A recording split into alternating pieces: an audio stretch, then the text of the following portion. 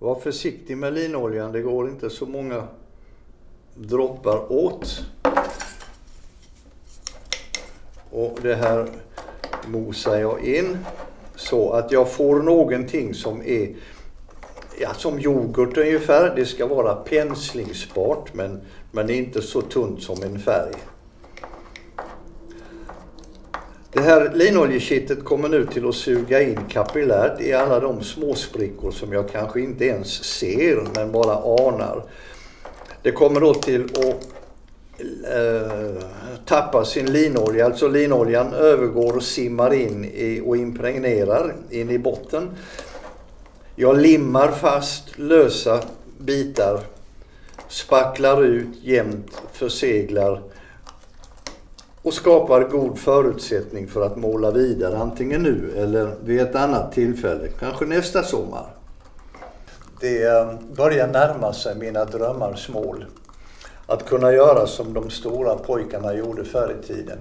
Att använda ett litet antal basråvaror med oändliga kombinationsmöjligheter. Så här tycker jag att det kan passa lagom. Stora kittningen tar jag bort kittet och lägger på kittet i sin tjocka form med kittkniv. Men det finns ett lättare läge med lilla kittningen. Och det är om kittet egentligen är helt, men jag ser att det finns små sprickor. Lite läckage. Det har släppt lite mot glaset. Det motiverar inte att ta bort allt. För det har jag inte tid till här och nu denna sommar. Kittvällingen har jag nu rört upp så att den går att lägga med pensel.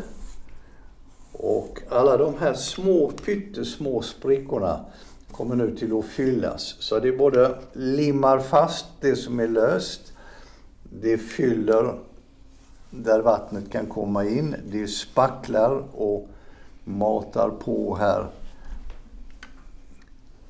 Detta är vad jag kallar för den lilla kittningen. Och det här fungerar då som ett lim. Det fungerar som ett spackel, som en utfyllnad i harmoni med materialet i övrigt. Så tar jag en trasa och torkar av. Och då kommer jag med det här kittvällningen att ha limmat fast. Jag har spacklat ut och fyllt ut så att när jag sen målar blir det en slät fin yta. Och det här är fullt gångbart. Med detta kan jag säga att jag kan ge fönsterbågen ytterligare 5 skadefria år.